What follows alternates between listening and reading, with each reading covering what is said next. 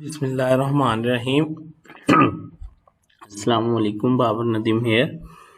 आज हम ऑर्डर 20 को देखेंगे और लास्ट डेट पे हमने जजमेंट एंड डिक्री की डेफिनेशन डिटेल में देखी थी और आज फिर हम ऑर्डर 20 को स्टार्ट करेंगे। आपसे रिक्वेस्ट है, अगर आप मेरे साथ मेरी वालदा के लिए उनके साले सवाब के लिए सूरत फातिहा और दुरूद पढ़ सकें। बिस्मिल्लाहिर्रहमानिर्रहीम। अल्हम्दुलिल्लाहि रब्बिल आलमीन अर्रहमानिर्रहीम मालिकि यौमिद्दीन इय्याका नअबुदु व इय्याका नस्तईन इहदिनस सिरातल मुस्तकीम सिरातल लज़ीना अनअमता अलैहिम गैरिल मग़ज़ूबि अलैहिम वलद्दालीन आमीन। बिस्मिल्लाहिर्रहमानिर्रहीम। अल्लाहुम्मा सल्लि अला मुहम्मदिन व अला आलि मुहम्मदिन कमा सल्लैता अला इब्राहीम व अला आलि इब्राहीम इन्नका हमीदुम मजीद। अल्लाहुम्मा बारिक अला मुहम्मदिन व अला आलि मुहम्मदिन कमा बारकता अला इब्राहीम व अला आलि इब्राहीम इन्नका हमीदुम मजीद। प्लीज़ चैनल को सब्सक्राइब करें, बेल आइकॉन भी प्रेस करें, कमेंट ज़रूर किया करें, लाइक करें और प्लीज़ शेयर करें। सदका जारिया है, दूसरों तक आपका जो है वो क्या कहते हैं कि अगर आप दूसरों से शेयर करेंगे उनको फ़ायदा होगा तो आपको भी उसका अजर मिलेगा। आपके पास कॉपी पेंसिल होना चाहिए और जो मैं बोल रहा हूँ उसको आप अपने अल्फाज में लिखेंगे तो आपको ज़्यादा फ़ायदा होगा।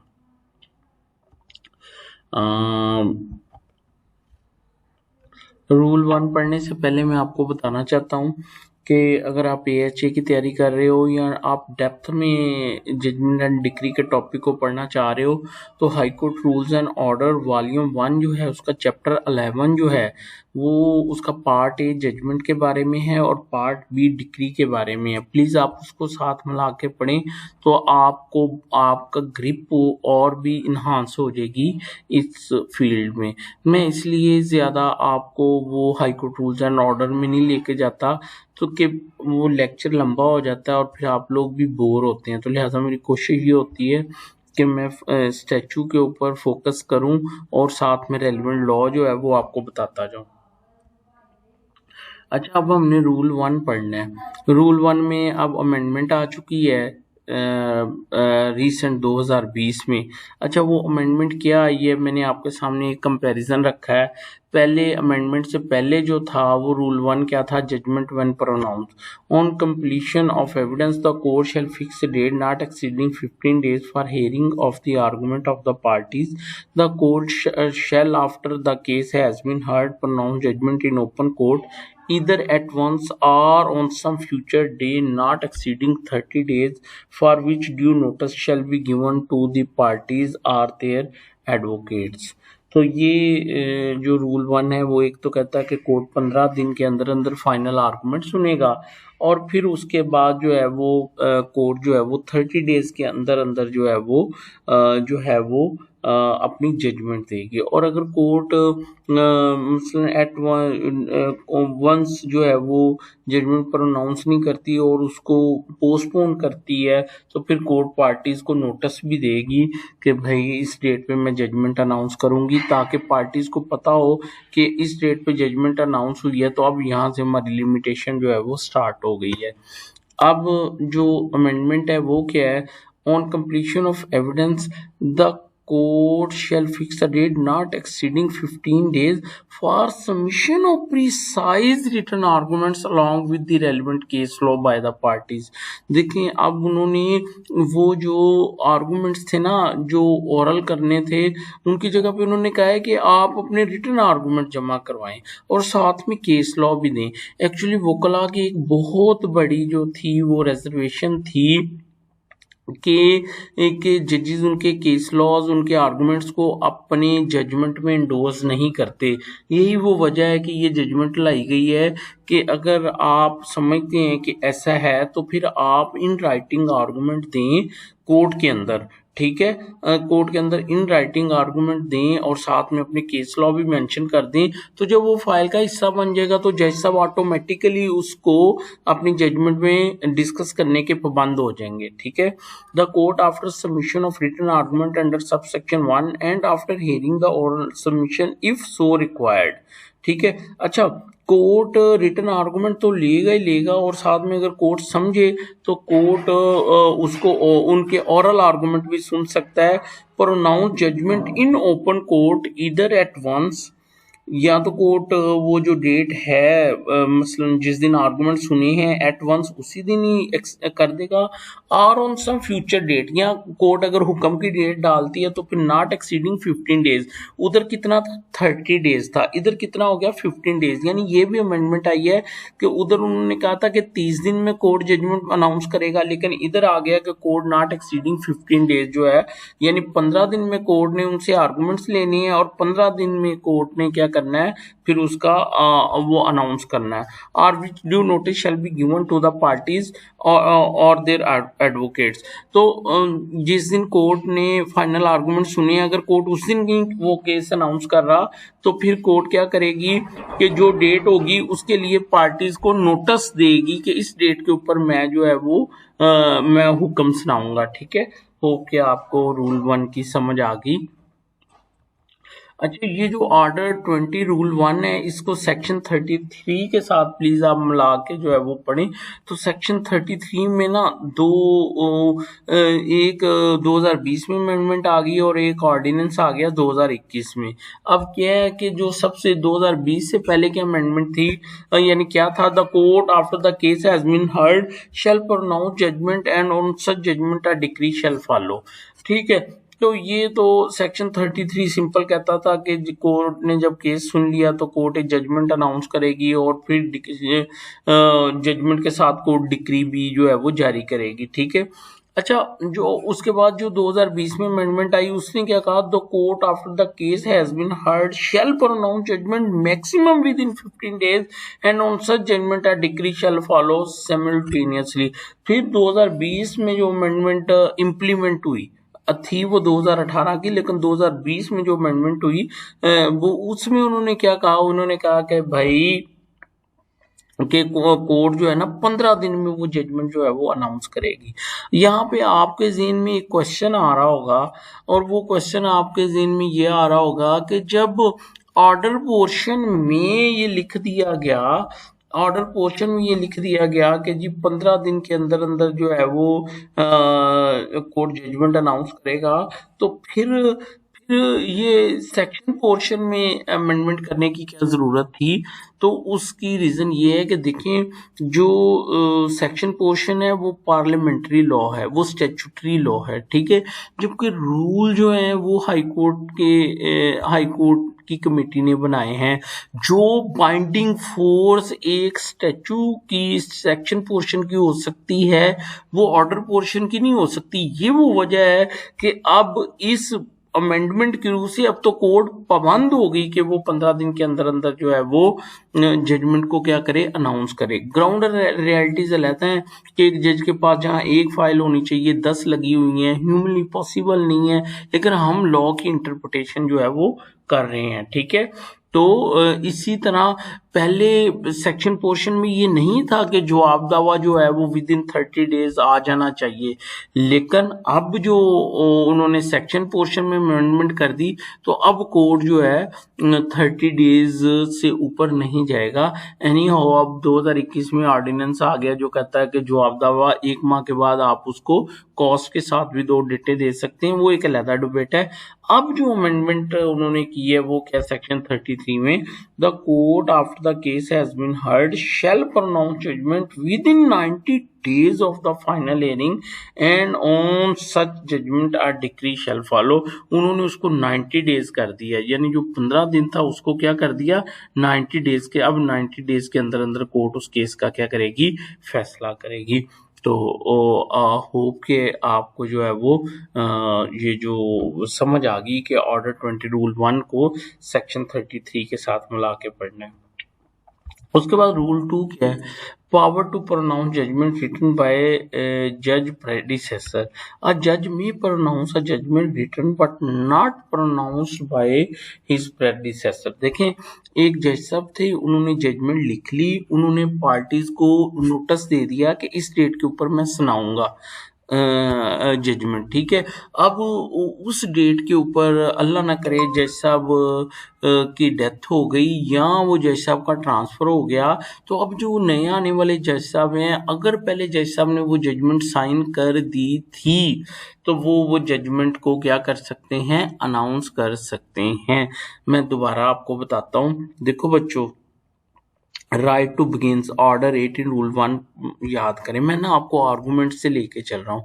उसमें क्या था, उसमें ये था कि पहले राइट टू बिगिन के जिस पार्टी के ऊपर बर्डन है इशू का, वो क्या करेगी कि वो स्टार्ट करेगी केस को, पहले कोर्ट को वैसे ब्रीफ करेगी, उसके बाद एग्जामिनेशन इन चीफ करवाएगी और दूसरी पार्टी उसके ऊपर क्या करेगी, उसके गुहान के ऊपर जो है वो क्रॉस करेगी, वो अपना डॉक्यूमेंट्री एविडेंस देगा।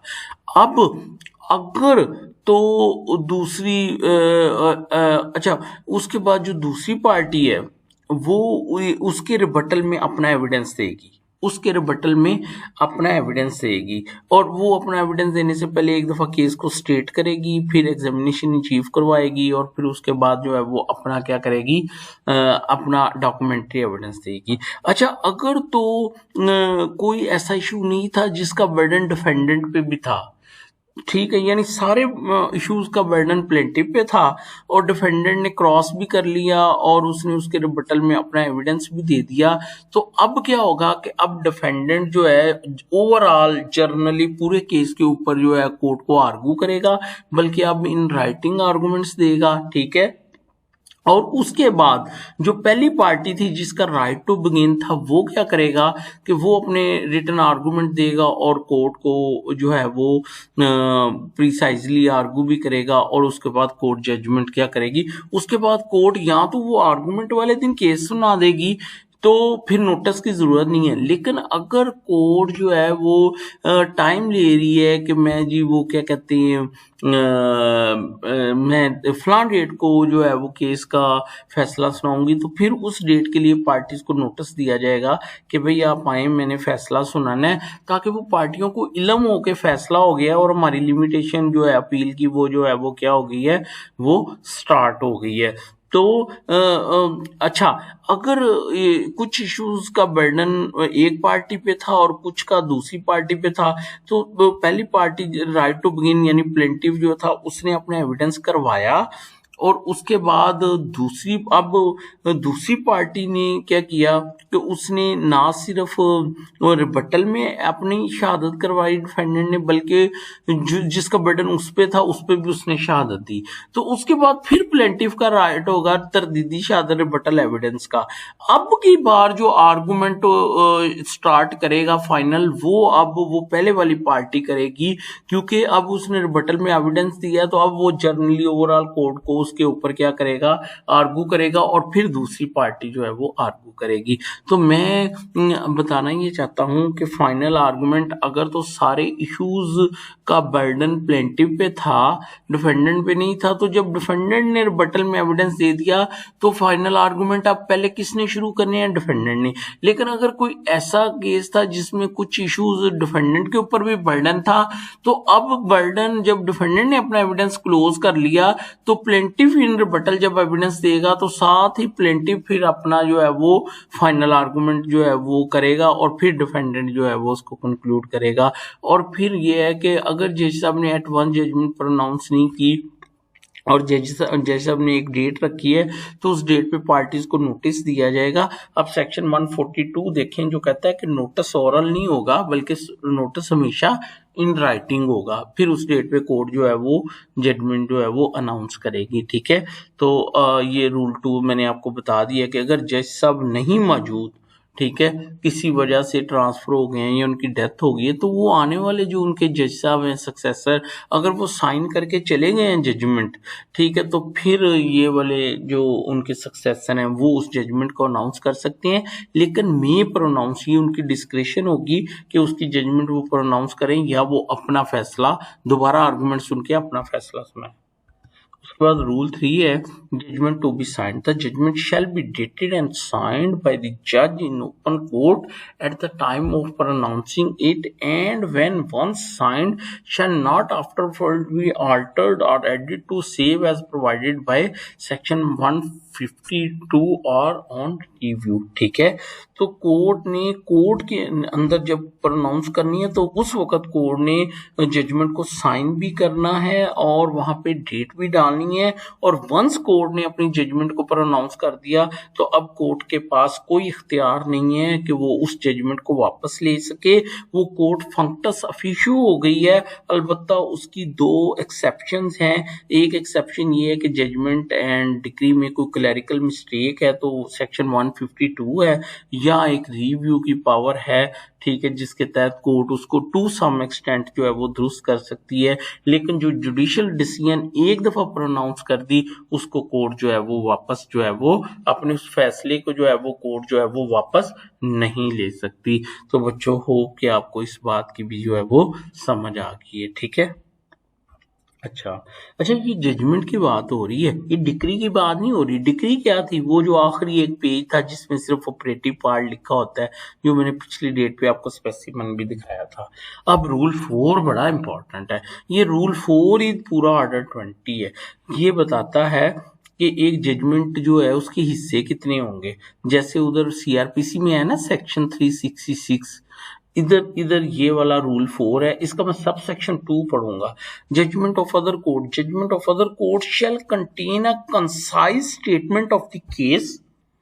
एक तो केस के फैक्ट्स होंगे, ठीक है, द पॉइंट फॉर डिटर्मिनेशन, ये इश्यूज होंगे, एंड द डिसीजन, और फिर कोर्ट का फैसला कि मैं ये पॉइंट उसके हक में करता हूँ या उसके खिलाफ करता हूँ, and the reason for such decision, और फिर कोर्ट उसकी जो है वो रीजंस भी लिखेगी। दोबारा बताता हूँ कि एक जजमेंट के हिस्से कितने होंगे कि कोर्ट उसमें concise statement of the case देगा, फिर कोर्ट पॉइंट ऑफ डिटर्मिनेशन बताएगा, और फिर कोर्ट डिसीजन बताएगा या अपना फैसला सुनाएगा, और फैसले की फिर फाइंडिंग की वो रीजनिंग भी कोर्ट जो है वो देगा। और सब रूल 1 ये है, अगर वो स्मॉल काजेस कोड यानी पेटी मैटर्स में है तो फिर कोर्ट को वो कंसाइज फैक्ट्स वगैरह देने की जरूरत नहीं है। Court simple point of determination देके अपनी डिसीजन जो है उसको सुना सकता है, बेशक रीजन भी ना लिखे, या क्योंकि वो छोटे छोटे मैटर होते हैं। ठीक है, अब मैंने आपके सामने ना अपनी एक जजमेंट रखी है, वही अब आप जेन में रखिएगा, concise statement of the facts, और उसके बाद पॉइंट ऑफ डिटर्मिनेशन, उसके बाद डिसीजन, और उसके बाद डिसीजन की रीजनिंग। ठीक है, ये देखें, सबसे पहले ये पार्टीज का नाम आ गया, सब कुछ आ गया। ठीक है, ये जजमेंट के ये प्रीसाइज फैक्ट शुरू हो गए हैं। ठीक है, प्रीसाइज फैक्ट्स हैं, ये डिफेंडेंट का है, और उसके बाद क्या आ गया, ये पॉइंट्स ऑफ डिटर्मिनेशन, इश्यूज लग गए। ठीक है, अच्छा, अब इश्यूज के बाद ये पार्टीज का क्या आ गया, एविडेंस आ गया कि पार्टीज ने क्या क्या एविडेंस दिया। अब ये देखें, अब ये मेरी डिसीजन है, अब ये मेरी डिसीजन है, after appraising the evidence of both party it is held that plaintiff is entitled to recover ₹1000 and 1.5 marla constructed house situated at Jindo Mod or alternate flat execution stage from defendant. ये हो गई मेरी फाइंडिंग, ये होगी मेरी डिसीजन, ये होगी मेरा फैसला, और ड्यू टू फॉलोइंग रीजंस, और ये मेरी फाइंडिंग की रीजंस है। ये जो मैं नीचे लिख रहा हूँ 1 2 3 3, ये मैं अपने फैसले की क्या कर रहा हूँ, रीजंस दे रहा हूँ। तो होप कि आपको मेरी बात की जो है वो समझ आ गई है कि वो क्या कहना चाहता है। वो क्या कहना चाहता है कि judgement of court shall contain a concise statement of the case, the point for determination and the decision thereon and the reason for such decision. Hope कि आपको समझ आ गई। इसी तरह ये देखिए, ये मीरा वाला केस है, तो इसमें भी आपको पहले फैक्ट्स मिलेंगे केस के लिए, और उन केसेस के बाद आपको वो जो है वो पॉइंट्स ऑफ डिटर्मिनेशन मिलेंगे। ठीक है, और फिर उसके बाद उस पर फैसला विद रीजनिंग जो है वो आपको मिलेगा। ठीक है, रूल 5 ये है, court to state a decision on each issue. In suit in which issues have been framed, the court shall state its finding or decision with the reason therefor upon each separate issue, unless the finding upon any one or more of such issue is sufficient for the decision of the suit. ठीक है, ये क्या कहता है? कहता है general rule ये है कि कोर्ट ने सारे इश्यूज जो हैं उसके ऊपर अपनी फाइंडिंग जो है वो क्या करनी है, वो कोर्ट ने जो है वो देनी है। ठीक है, हर इशू के ऊपर अलग-अलग अपनी फाइंडिंग विद रीजन देनी है। लेकिन उसकी एक्सेप्शन क्या है कि जब कोर्ट को लगे कि एक ही इशू पे जो फैसला है वो बाकी इश्यूज के लिए भी काफी है, तो उस सूरत में फिर कोर्ट को वो डिसीजन देने की जो है वो जरूरत नहीं है। मसलन मैं आपको एक बात बताता हूँ कि कोर्ट ने पहले इशू में लिमिटेशन के ऊपर कहा है कि ये दावा टाइम बार्ड है। तो अब अगर कोर्ट ने कह दिया ये दावा टाइम बार्ड है, तो फिर बाकी इश्यूज जो हैं उसके ऊपर कोर्ट जो है वो फाइंडिंग देने का पाबंद नहीं है। लेकिन एनी हाउ उस पर भी जजमेंट है कि कोर्ट फिर भी अलग-अलग विद रीजंस उसके ऊपर भी जजमेंट देगा। इसी तरह अगर डिफेंडेंट का एक इशू जो है वो ये है कि डिफेंडेंट कहता है this suit is not maintainable, तो जब कोर्ट प्लेंटिफ का ऊपर वाला इशू उसके हक में कर रहा है तो डिफेंडेंट के इशू को आप डिस्कस करने की जरूरत नहीं है। आप कोर्ट उसी इशू का हवाला दे के कहेगी कि इस इशू को भी जो है मैं अगेंस्ट द डिफेंडेंट जो है वो डिसाइड करता हूँ। मतलब मैं आपको एक दिखाता हूँ, ये देखें, ये मैंने इशूज दिया और मेरा इसका जो आखिरी इशू होगा वो देखिएगा। ये defendant whether the suit of the plaintiff is false and vexatious liable to be dismiss, keeping in view the finding under issue was not instant issue is here but decided in negative। तो ये थी वो चीज कि unless the finding upon any one or more of the issue is sufficient for decision of the suit। तो hope कि आपको मेरी बात की जो है वो समझ आ गई है। जनरल रूल ये है कि कोर्ट ने हर इशू के ऊपर जो है वो फाइंडिंग देनी है। रूल 6 है कंटेंट्स ऑफ द डिक्री। अब आप वो याद रखें, पिछला लेक्चर याद रखें, अपेंडिक्स डी को याद रखें और वहाँ पे हमने उसका जो फॉर्मेट देखा था उसको याद रखें, और फिर मैंने जो आपको एक डिक्री शीट दिखाई थी वो बेसिकली डिक्री थी, उसको याद रखें। ये देखें आपके सामने एक डिक्री शीट आ गई है, कोर्ट का नाम आ गया, केस का नंबर आ गया, ठीक है, और जजमेंट कौन सी थी? ये जजमेंट थी। ये क्या थी? ये जजमेंट थी, ठीक है। और ये क्या है? ये डिक्री है जिसमें कि उसका प्रिसाइज ऑपरेटिव पार्ट जो है वो लिखा जाएगा। इसमें केस का टाइटल, इंस्टीट्यूशन की डेट, डिसीजन की डेट और पार्टीज का टाइटल वगैरह वो सारा कुछ, और फिर वो जो कोर्ट ने यानी it will agree, decree will follow the judgement. जो जजमेंट में कोर्ट ने डिसीजन दी है, फाइंडिंग जो है वो कहाँ पे लिखी जाएगी? वो यहाँ पे लिखी जाएगी, ठीक है। और नीचे फिर वो कॉस्ट वगैरह ये सारा हमने पिछले लेक्चर में जो था वो क्या किया था, पढ़ा था। और इसके कंटेंट्स कहाँ पे लिखे हुए थे? एक तो फॉर्मेट कहाँ, फॉर्मल एक्सप्रेशन कहाँ दिया हुआ था? अपेंडिक्स डी में। और इसके कंटेंट्स जो थे वो ऑर्डर 20 रूल 6 में थे, जो कि आज हम पढ़ने जा रहे हैं।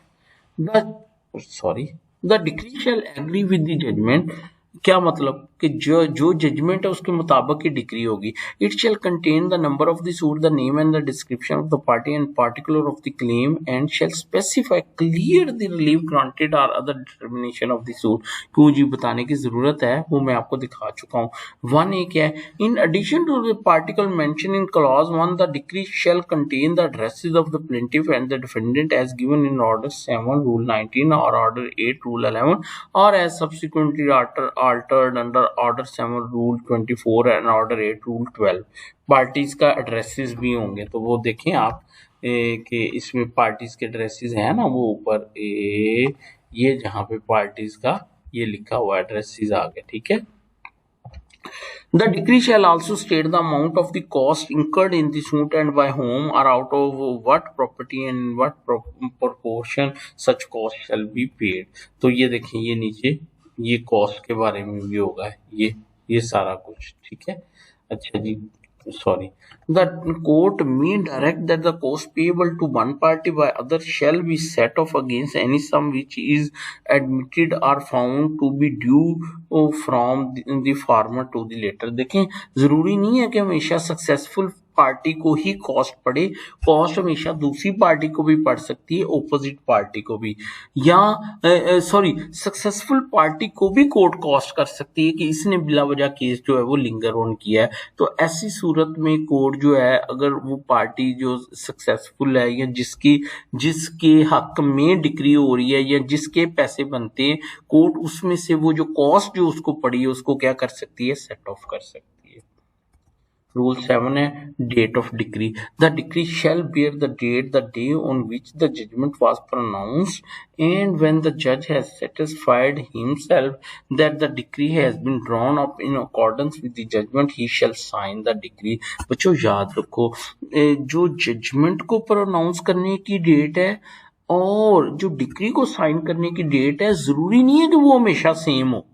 मसलन कोर्ट ये कहता है कि कोर्ट फैसला ये सुना रही है कि अगर ये 30 दिनों में ये 50,000 रुपया जमा करवाए तो ये दावा इसकी फेवर में डिक्री, ठीक है। अब अगर वो 30 दिनों में वो 50,000 जमा करवाएगा तो वो दावा डिक्री कंसीडर होगा।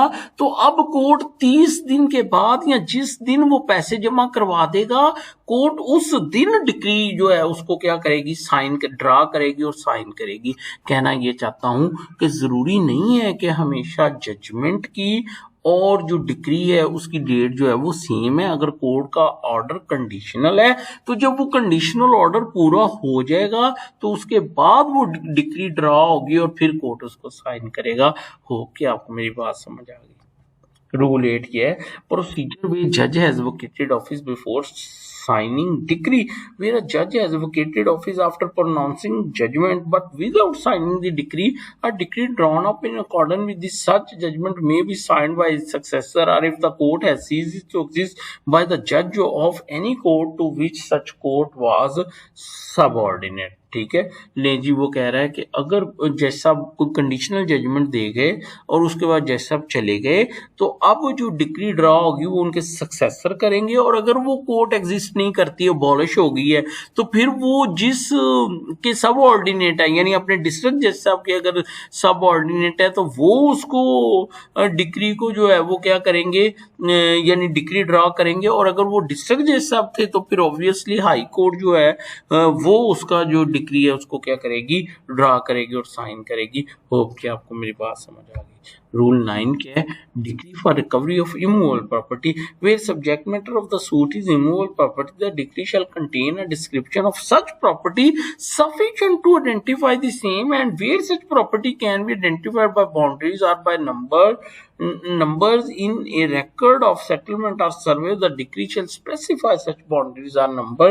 देखिए वो 1908 में कितना कॉन्शियस था वो कि एक डिक्री अगर रिमूवल प्रॉपर्टी की है तो वो एग्जीक्यूटेबल डिक्री तब बनेगी जब प्रॉपर्टी को प्रॉपरली फाइनल वो आइडेंटिफाई किया जाएगा। तो वो कहता है अगर इमूवेबल प्रॉपर्टी के बारे में आप कोई डिक्री कर रहे हो तो फिर उस इमूवेबल प्रॉपर्टी को आप स्पेसिफाई करोगे किस तरह से, उसकी बाउंड्रीज लिख के, उसका खसरा नंबर लिख के, उसका खाता नंबर लिख के, उसकी खतौनी नंबर लिख के, उसका सर्वे नंबर लिख के, तो उसको आप क्या करेंगे, आइडेंटिफाई करेंगे। फिर वो एक एग्जीक्यूटेबल जो है वो डिक्री जो है वो बनेगी। तो आपने वो पढ़ा ऑर्डर 7 रूल 3 में हमने पढ़ा था कि प्लेंटिफ ने रिमूवल प्रॉपर्टी की प्रॉपरली तफसील देनी है, और अब रूल 9 ये कह रहा है कोर्ट ने जब वो दावा डिक्री करना है तो कोर्ट ने उस वक्त भी प्रॉपरली अपनी डिक्री के अंदर उस इमूवेबल प्रॉपर्टी का पूरा जो है वो क्या देना है, रेफरेंस देना है। ठीक है, अभी आज ही मैंने एक ऑर्डर पढ़ा था जिसमें कोर्ट ने इस वजह से दावा खारिज किया प्लेंटिफ का कि अगर कोर्ट वो दावा डिक्री कर भी दे तो एक एग्जीक्यूटेबल डिक्री जारी नहीं हो सकती। क्यों बोला? क्योंकि उसने प्रॉपरली अपनी प्रॉपर्टी को आइडेंटिफाई नहीं किया। Rule 10 है decree for delivery of movable property, where the suit is for movable property and the decree is for the delivery of such property, the decree shall also state the amount of money to be paid as an alternate if delivery can not be had. ठीक है, देखें जी वो ये कहता है कि अगर कोई मूवेबल प्रॉपर्टी है तो हमने स्पेसिफिकली इफेक्ट में पढ़ा था कि यूजुअली जो होती है वो मार्केट नेचर की मूवेबल प्रॉपर्टी होती है और वहाँ पे कोर्ट उसको स्पेसिफिकली हो सकता है डिक्री ना कर सके, तो उस सूरत में लेकिन कोर्ट उसकी अल्टरनेट अमाउंट या कंपनसेशन जरूर दिला सकती है।